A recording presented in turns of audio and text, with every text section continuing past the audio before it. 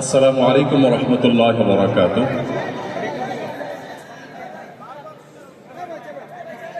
আজকের এই চমৎকার আয়োজনের সম্মানিত সভাপতি, উপস্থিত ওয়াজিবুল ইহতিরাম সম্মানিত উলামা ইকরাম, আমার শ্রদ্ধেয় ব্যক্তিত্ব, সহকর্মীবৃন্দ, ইমাম এবং খতিববৃন্দ, আসরের নামাজ এখনো যারা পড়েন নাই, আমার মনে হয় ছোট ছোট জামাত করে আশপাশে আমরা জামাত করে ফেলতে পারি। আমি 1 থেকে সর্বোচ্চ 2 মিনিটের মধ্যে 2টি কথা বলতে চাই। প্রথম কথা হলো, একটু আগে বিএনপির স্থায়ী কমিটির সদস্য জনাব সালাউদ্দিন আহমদ সাহেব বলেছেন, আমরা সবাই রাষ্ট্রের কাছ থেকে দাবি দাওয়া পেশ করি, খুব স্বাভাবিক, কিন্তু রাষ্ট্রকে আমাদের দেওয়ার চেষ্টা করা দরকার।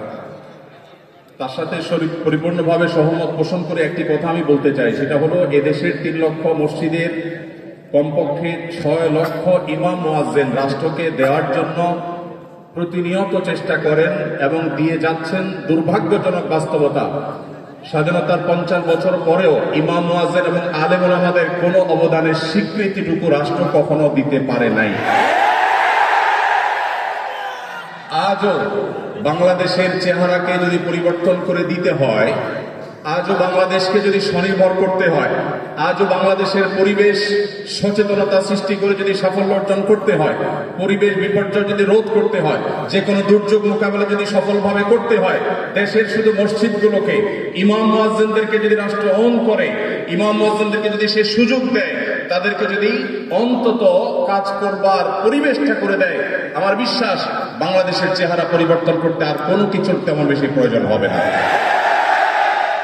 3 লক্ষ মসজিদ সরকারি হিসেব মতো কমপক্ষে 3 লক্ষ মসজিদ আরো বহু আগে বলা হয়েছে, সেটা এখন 3 লক্ষের অনেক বেশি চলে গেছে স্বাভাবিকভাবে। 3 লক্ষ মসজিদে প্রতি জুমার দিয়ে 12:30 থেকে 1:30 পর্যন্ত এই সময়ের মধ্যে গড়ে যদি 100 মানুষ একটা মসজিদে জুমার নামাজে খতিব সাহেবের খুতবা শোনার জন্য আসেন, তাহলে 3 কোটি মানুষ হয়। বাংলাদেশের সমস্ত টিভি চ্যানেল, সমস্ত মিডিয়া একযোগে সবচেয়ে পিক টাইমে এত বেশি দর্শক কখনো পায় বলে আমি মনে করি না। এবং সারা সপ্তাহের সবচাইতে মূল্যবান সময় বৃহস্পতিবার রাতে, শুক্রবার অফিস নেই, স্কুল কলেজ নেই, মাদ্রাসা নেই, সবাই ফ্রেশ একটা ঘুম দিয়ে, সপ্তাহের সবচাইতে ভালো গোসলটা দিয়ে, সবচেয়ে ভালো নাস্তাটা করে, সবচেয়ে সুন্দর পোশাকটা পরে, সবচেয়ে ভালো আতর পারফিউম ব্যবহার করে, সবচেয়ে মূল্যবান সময়টা খতিব সাহেবদের সামনে গিয়ে দোজানো হয়ে বসে। পৃথিবীর অন্য কোনো কৃষ্টি, কালচার, কোন সিস্টেমে একসাথে একটা দেশের 3 কোটি মানুষকে অ্যাড্রেস করার এই সুযোগ ইমাম সাহেব, খতিব সাহেবরা ছাড়ার কারোর হাতে নেই। ইমাম সাহেবরা যদি চান, তাদেরকে যদি রাষ্ট্র আসলে সুযোগ দেয়, তাহলে সেক্ষেত্রে তারা অনেক কিছু করতে পারেন। ইতিমধ্যে আমরা দেখেছি, রোহিঙ্গা শরণার্থীরা যখন আমাদের দেশে আশ্রয় নিয়েছে, সবার আগে ঝাঁপিয়ে পড়েছেন দেশের ওলামা ইকরাম। প্রতিটা দুর্যোগে ওলামা ইকরাম যে ঝাঁপিয়ে পড়েন, সেটা নিঃস্বার্থভাবে হয়, স্বার্থহীনভাবে হয়। আমার উদাত্ত আহ্বান যে আগামী বাংলাদেশে এদেশের মসজিদগুলোকে, আলেম ওলামাদেরকে যেন রাষ্ট্র অন করে, তাদেরকে কাজের সুযোগ দেওয়া হয়, কোনো বেতন ভাতার সুবিধা দেওয়া, এটা আসলে দয়া দাক্ষিণ্যের বিষয় নয়। এদেশে আইন শৃঙ্খলা যতটুকু নিয়ন্ত্রণে আছে, এর জন্য আইন শৃঙ্খলা রক্ষাকারী বাহিনী, সংশ্লিষ্ট বিভিন্ন ডিপার্টমেন্টের যেমন অবদান আছে, আমি মনে করি মসজিদের মিম্বরগুলো, মাহফিলের মঞ্চগুলোর অবদান তার চাইতে কোনো ক্রমে কম নয়। এদেশ থেকে যৌতুককে যে জাদুঘরে পৌঁছে দেওয়া হয়েছে, কারা জাদুঘরে যৌতুককে পৌঁছে দিয়েছে? এদেশে যৌতুকের অভিশাপ থেকে মুক্ত করার সবচেয়ে বড় ক্রেডিট একমাত্র ওলামা ইকরামের। এখনো কোন মসজিদের মিম্বর থেকে, কোন মাহফিলের মঞ্চ থেকে মানুষকে চুরি করতে, দুর্নীতি করতে, ডাকাতি করতে, মাদকাসক্ত হতে, কোনো খারাপ কাজের প্রতি আহ্বান করা হয় না। এই সমস্ত মঞ্চগুলো থেকে বহু মানুষ খারাপ পথ থেকে ফিরে আসে। আমরা যদি একটা সৎ, দক্ষ এবং ভালো নাগরিক গড়ে তুলতে চাই, তাহলে সেক্ষেত্রে মসজিদগুলোকে আমাদের অন করতে হবে। আমি বিশ্বাস করি আগামী বাংলাদেশে সেটি হবে, আমরা সবাই সেটি প্রত্যাশাও করি। আমরা মসজিদ কেন্দ্রিক যে সমস্ত ব্যবস্থাপনা করা যায়, পরিবেশ সুরক্ষা, পরিচ্ছন্নতা অভিযান, দারিদ্র বিমোচন, স্কিল ডেভেলপমেন্টমূলক বহুমুখী কার্যক্রম আমরা সম্পন্ন করতে পারি। আমি সালাউদ্দিন ভাইয়ের সাথে পরিপূর্ণ একমত।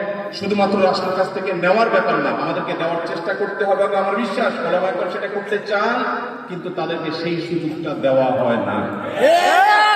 আলেমদের কোন অবদানকে আজ 50 বছরের মধ্যে স্বীকৃতি দেওয়া হয়েছে আমি জানতে চাই। দুর্ভাগ্যজনক বাস্তবতা, সেটি আসলে হয়নি।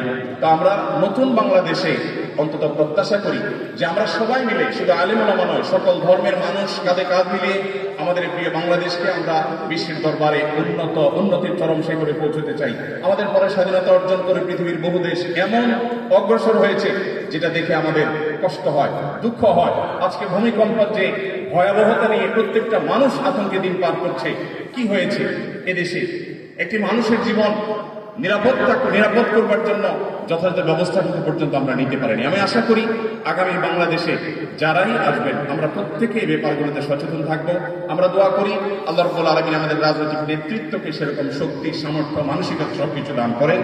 ওলামায়ে কেরামের মূল্য যদি কোনো জাতি দিতে না পারে, তাদের চেয়ে বড় দুর্ভাগা আর কেউ হতে পারে না।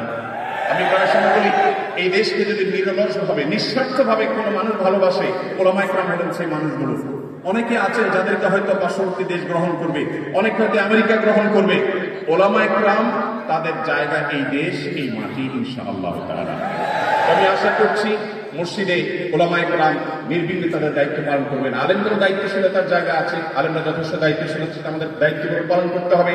রাষ্ট্রকে এগিয়ে নিয়ে যাওয়ার পিছনে আমাদের ভূমিকা পালন করতে হবে, ঐক্যবদ্ধভাবে কাজ করতে হবে।